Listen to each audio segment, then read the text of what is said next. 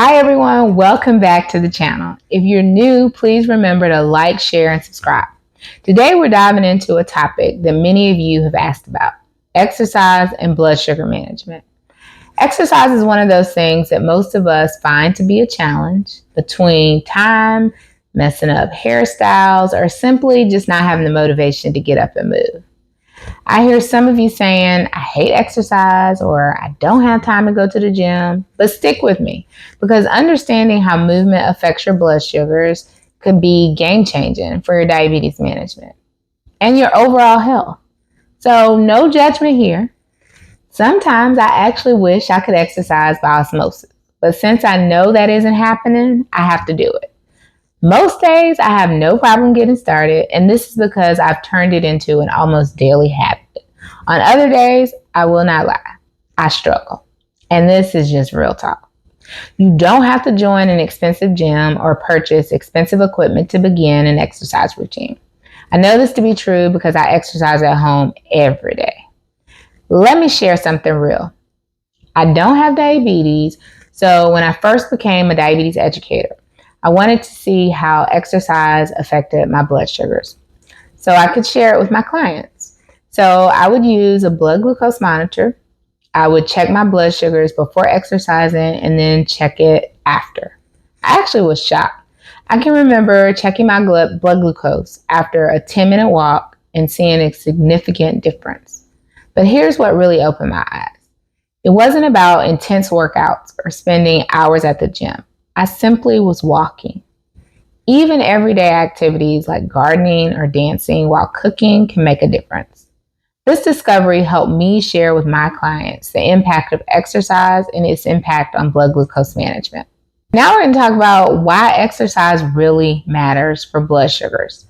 So let's break this down on why exercise is such a powerful tool for managing diabetes. First, exercise helps your body use insulin more effectively. It can lower your blood sugars immediately and even a few hours after you've exercised. Exercise helps reduce stress, which stress levels will affect your blood sugars. It helps to maintain a healthy weight. Exercise will help lower your blood pressure and lower your cholesterol levels. It improves your overall heart health, which is super important if you're living with diabetes. I always used to say, if exercise has so many benefits, why don't we do it? Now we're going to talk about types of exercise and their effects. So I'm going to get into the types, but I want you to first understand exercise recommendations. The Center for Disease Control and the American College of Sports Medicine recommend 150 minutes of physical activity a week for adults. That may sound like a lot, but you can break it into small sessions over 7 days and make it happen. Let's talk about the different types, and we're going to talk about how that affects your blood sugars. So first is aerobic exercise, also known as cardiovascular exercise. So walking, swimming, cycling, and dancing are all examples of aerobic exercise.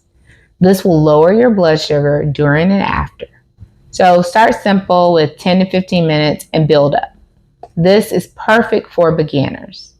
Then we move on to strength training, using weights, resistive bands, or your own body weight. Strength training can temporarily raise blood sugar, but it improves insulin sensitivity over the long term. Strength training also helps build muscles, which can help control blood sugars.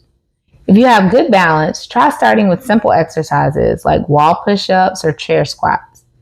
If your balance is not the best, try going from a sitting to standing position, or use your own body weight and do arm exercises while seated. Safety first. Everyday movement can also be helpful. So things like gardening, house cleaning, taking the stairs at work, taking the stairs at your house, playing with your children or grandchildren or your pets, walking while on a phone call, use your step counter and track your steps. Walking around the neighborhood is also a great way. But remember, again, safety first. So prior to beginning any form of exercise, I want you to have a conversation with your healthcare team. Once your team gives you the okay, here are some important things that I want you to remember. I want you to check your blood sugar before exercise. Adjust if the number is too high or too low, and ask your team what that number should be for you.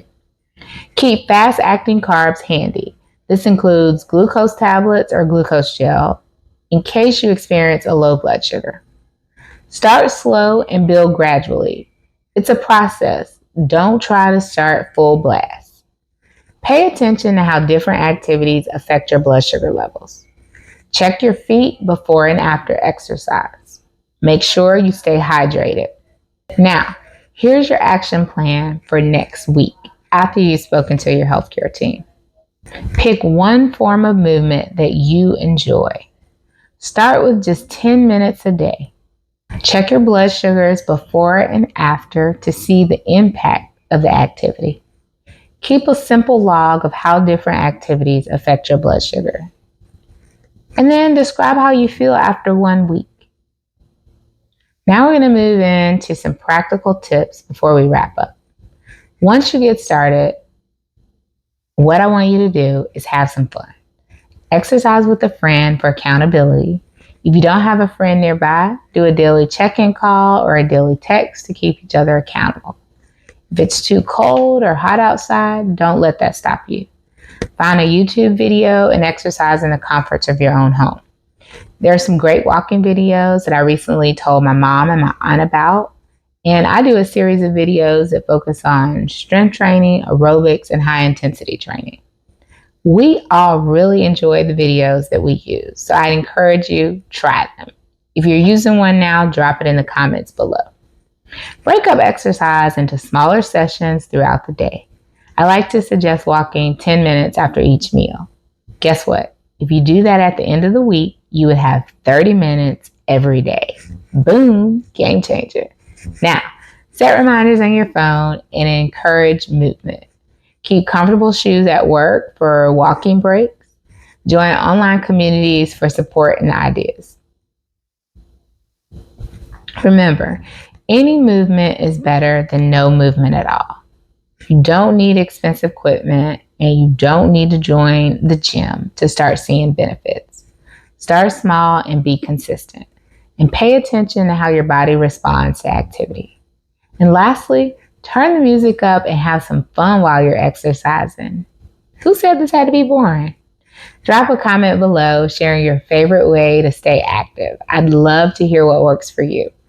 And tune in next week and remember to like, share, and subscribe. I'll see you back here next week.